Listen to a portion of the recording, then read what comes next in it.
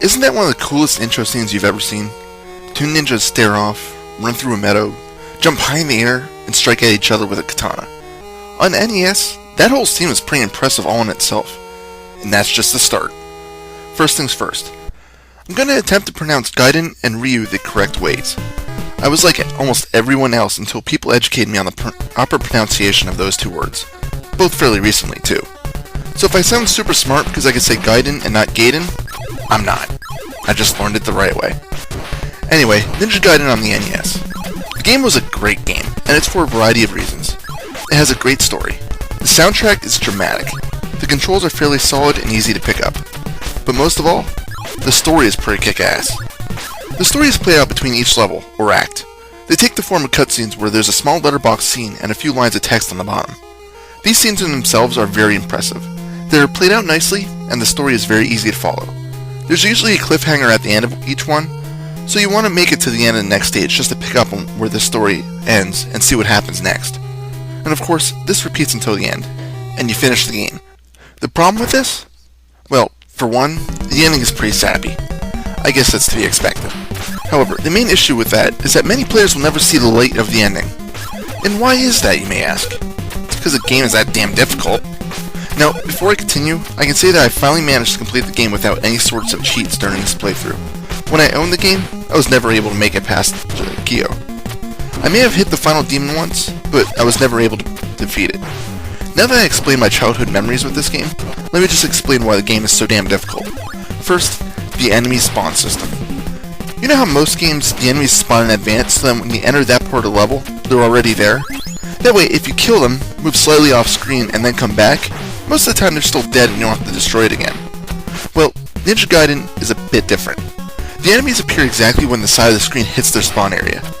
This doesn't sound like it would cause a huge problem. However, that's not the case. If you kill an enemy that just spawned but don't move from that point, the enemies just keep appearing. They just won't stop until you move. If you kill the enemy, move a bit backwards to evade an attack, and go forward again, the enemy will typically reappear. This normally won't cause a huge issue, but normally this problem occurs when there's flying creatures that will cause you to fall down pits if you're not careful. Just like every other platforming game, pits are bad.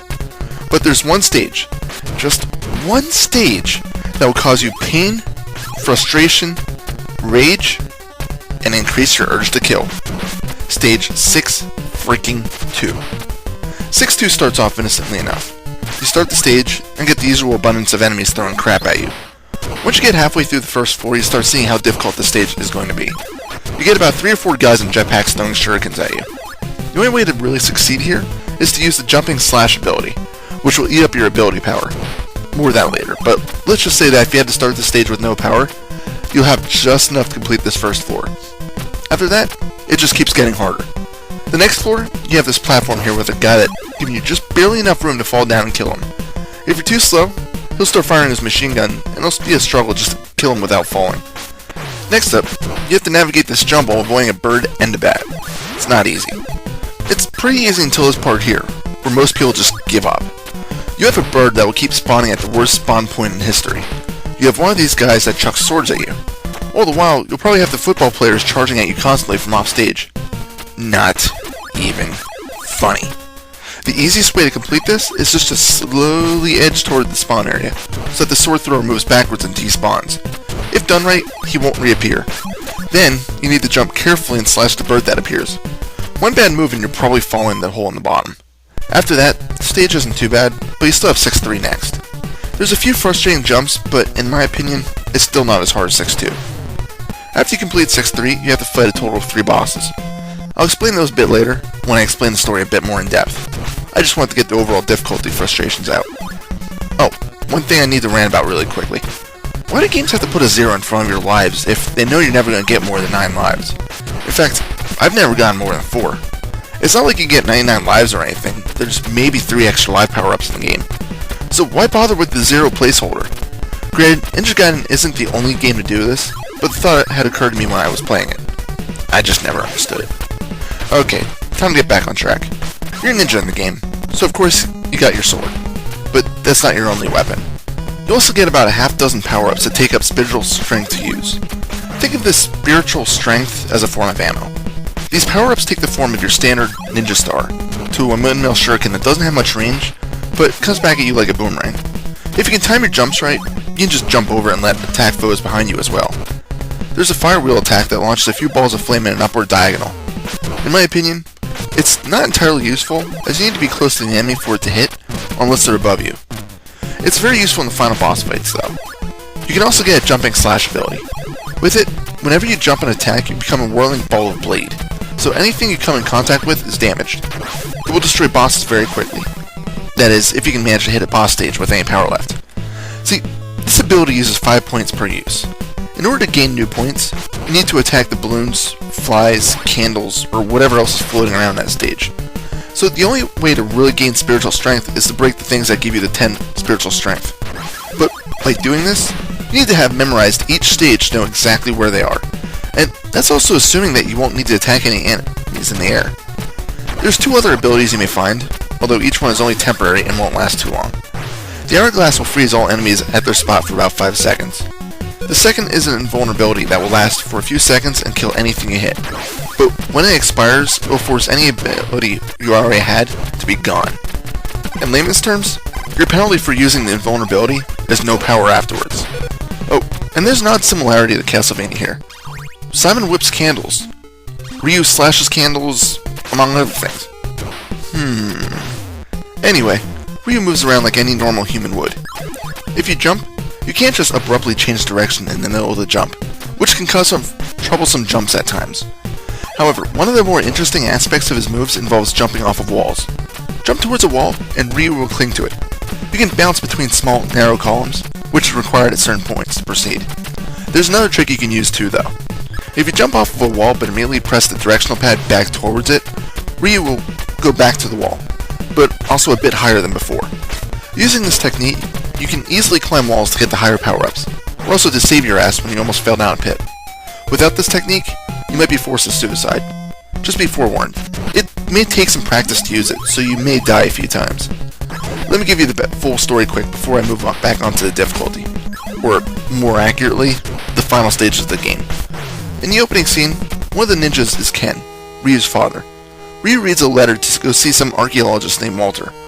Ryu does so and finds a tale about 2 demon statues, an evil entity, and an ancient ninja who sealed him away. A man by the name of the Jakio is attempting to take both of those statues and meld them together to awaken the demon. We all know things don't work out as planned. The Jakio gets both of these statues, so of course Ryu runs after him in an attempt to stop him. Here's where I'm going to explain the final 3 boss battles.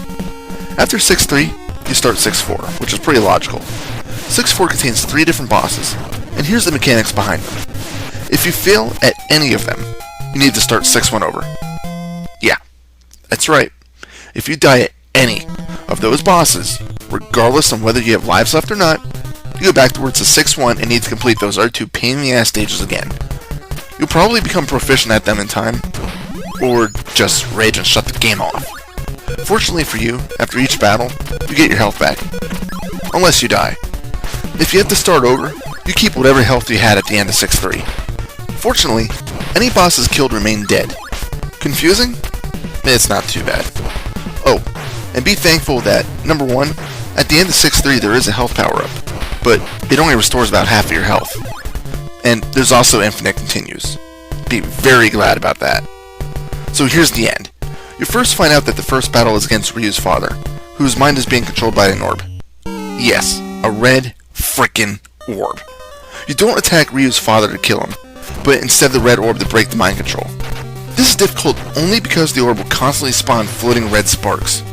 If you have the fire wheel skill, this battle is actually very easy. If you have the jumping slash, it's even easier. So after that's done, you fight the Jakio. He's got a very easy pattern to figure out, but if you can't get it down, you're screwed. He only flies at the very top of the screen, going from left to right to left. He'll throw down fireballs at you, and although you can destroy them, it's much easier just to dodge them. The trick is to get on the wall, then when he gets about halfway across, jump down and slash at him. Wait for him to pass a second time, then repeat. It's a slow method, but to me, it works great. Finally, you get a cutscene showing a full moon and the demon rises, giving you a final battle. There's 3 parts to it, and I hope you have enough life left. First, its only real attack are the things it spews from its head. In order to kill it, you need to hit the heart of it, guarded by the head and the tail. So hit the tail until it falls off and runs away. It'll probably charge into you, but ignore it. Next, attack the tail so that you can get close enough to the heart. When that falls, just kill the heart.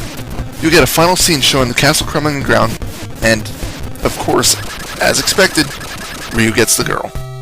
One final note about the challenge of the game, and I swear I'll lay off of it for a while. If the original Super Mario Bros. 2 wasn't released in the US due to Nintendo believing the challenge was too high, how did Ninja Gaiden make it? Was it because it wasn't Nintendo, but instead Tecmo that made it? Just a thought. Anyway, the graphics aren't too impressive, but some of the enemy sprites have some very detailed looks to them. The backgrounds can be kinda lackluster at times though.